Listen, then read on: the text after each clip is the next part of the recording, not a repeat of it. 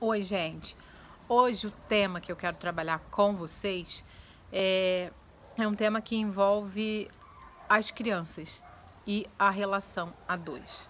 Então, assim, quando eu tô num conflito, quando eu tô passando por situações de embate emocional com o meu parceiro ou até mesmo no meu trabalho, os nossos filhos, as nossas crianças, elas estão completamente conectadas a tudo aquilo que está acontecendo com a gente. A gente, enquanto pai e mãe, como leigo, a gente acaba achando que porque a criança não ouviu eu falando da briga, ou eu falando da determinada situação, ou eu falando do medo que eu sinto, ou ela não me viu sendo humilhada, menosprezada, ela não assimilou, ela não se traumatizou por conta da minha vivência enquanto mãe ou enquanto pai. Não é assim que funciona.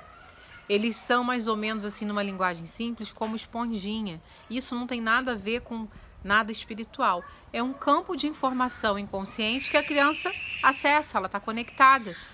Então, se ela está conectada comigo e ela está conectada com o meu marido, as informações que cruzam ali, ela está recebendo. Ela só não consegue clarificar como eu, adulta, clarifico, né? O pensamento dela é de uma ordem, o meu é outra. A criança, muitas das vezes, ela está na fantasia, mas isso não quer dizer que ela não seja impactada pelo sofrimento da mãe e do pai. Então, quando a gente tá lidando com alguma coisa na família, tá passando por algum conflito, ou um processo de separação recente, ou você tá junto, mas não sabe se vai continuar, ou simplesmente está naquele momento de crise familiar muito difícil que todo mundo passa e acha até que vai separar e acaba não separando, enfim. Converse com os seus filhos. Aproveite o momento do sono REM lá, que a criança está dormindo, está descansando, mas as funções dela estão ativas, as funções emocionais, o inconsciente dela, esse campo informacional está ativo e vivo. Vai lá, bem baixinho no ouvidinho dela e conversa o que está acontecendo. Fala a verdade, fala o que você está sentindo, fala o que você vem vivenciando e separa, sempre diga, isso é meu, isso é da mamãe, isso é do papai. Você, nessa família, tem o seu lugar enquanto filha, enquanto a nossa filha querida. E ainda que a gente tenha se separado, ou que a gente vá se separar, qualquer coisa, enquanto pai e mãe, a gente nunca se separa, a gente vai estar sempre dentro de você, cuidando de você. Nessa família, na organização que a gente vive hoje, nós, como pai e mãe, cuidamos de você. Fique tranquila, fique tranquilo, porque estamos cuidando disso. Estamos cuidando das nossas dores, das nossas emoções, das nossas dificuldades. E aí você vai falando isso 1 dia, 2 dias, 3 dias, 4 dias, quanto baste. Eu gosto muito da fala do Bert, que a alma sabe. A alma sabe.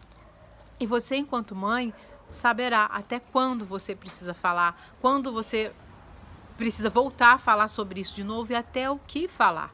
Essa é uma dica que eu estou te dando, é uma dica que eu dou para os meus clientes, é uma dica que eu já utilizei com os meus filhos, mas você, enquanto mãe, vai sentir. Toda aquela fala que direciona para o amor, ela engrandece, ela traz grandeza até para a dor. Então, assim, a gente não tem que criar a ilusão de criar uma redoma para os nossos filhos, uma família redoma, uma família margarina, onde tudo é perfeito, bonito, correto, bom, justo, tudo muito bonitinho, muito certinho, porque isso não existe. A gente sabe, de fato, que por mais que a gente tenha uma família estruturada, organizada, com princípios, enfim, não existe essa linearidade, essa perfeição. Isso é muito mais do nosso um desejo quase infantil, né? Do semelhante ao pedestal, ao irreal que a gente constrói, do que uma possibilidade pé no chão. Então, converse com seus filhos, fale o que está acontecendo. Eu te garanto uma coisa, os teus movimentos de se conhecer, de se curar, que eu digo, não que você seja doente, mas de curar o olhar negativo que você tem sobre você mesmo. Porque aí é a origem das piores e das maiores doenças que a gente carrega e dificuldade. O olhar deturpado que a gente tem sobre a gente. Esse movimento dos teus filhos observarem o teu movimento de se conhecer, de errar e acertar, de cair e levantar, de tropeçar e recalcular a rota e voltar para o caminho, é isso que vai trazer substância para a criação dos teus filhos, para a educação deles e primordialmente para a educação emocional. Então eles vão aprender a lidar com as emoções, com quem eles são, com quem eles sentem, à medida em que eles observam a mãe, o pai, os cuidadores lidarem com as suas próprias emoções. Então assim, não é jogando para debaixo do tapete, fingindo que está tudo bem quando não está. Não é quando você finge uma perfeição que não existe e nem quebrando a casa. Não é isso, né? É o meio do caminho. É mostrar a vida tal como ela é. Real como ela é. Como é a vida de todo mundo. A gente acha que a grama do vizinho é sempre mais verde do que a nossa. E eu sempre falo isso para os meus clientes, que o detalhe que a gente esquece é que quase sempre a grama do vizinho é artificial. Por isso ela é tão certinha, tão bem cortadinha, tão bonitinha. Então a minha dica hoje é: fale a verdade. Não importa o que você esteja vivendo, não tenha vergonha da tua história. Não tenha vergonha do teu conflito. Os teus pais passaram por conflitos, os teus avós passaram, os teus filhos vão passar. E eles precisam entender que eles não vão... o conflito vem, vai e eles ficam. O conflito vem, vai e a gente permanece. Se a gente se quebra, a gente se reconstrói.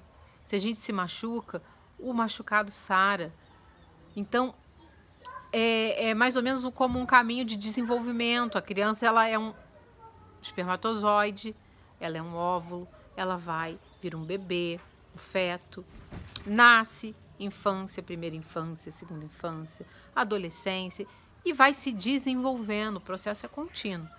E a gente, em termos de emocional, em termos de experiência, se desenvolve exatamente assim, são ciclos. Então a gente não deve ter vergonha dos ciclos da gente, do que a gente passa, dos nossos sofrimentos, das nossas crises existenciais, das situações que são dolorosas, que a gente até interpreta como vexatórias. Com certeza, se você volta e olha para trás nos teus outros momentos de crise, o quanto você cresceu pós-crise.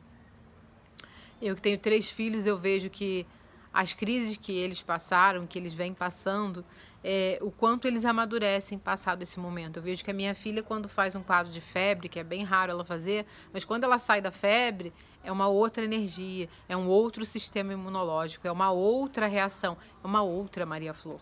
Ela tem mais força, ela tem mais desenvoltura. Então, se é assim com tudo, da onde vem esse nosso desejo dessa vivência programada, dessa vivência mecanicista, reducionista, que tem que ser daquele jeito certinho, daquele jeito que só existe na cabeça da gente, ou quando a gente desenha, ou quando a gente monta um programa, mas que na real, realmente no pé no chão, não funciona nada disso. Então essa é a minha dica. Eu sou Érica Lopes, sou psicóloga, terapeuta, formadora de terapeutas com quase 20 anos de prática de atendimentos com famílias, organizações, empresas, instituições, atendimentos clínicos, treinamentos de profissionais e supervisão. E estou aqui, se você tiver alguma dúvida, alguma questão que eu possa te ajudar, me manda no direct que eu gravo um vídeo respondendo.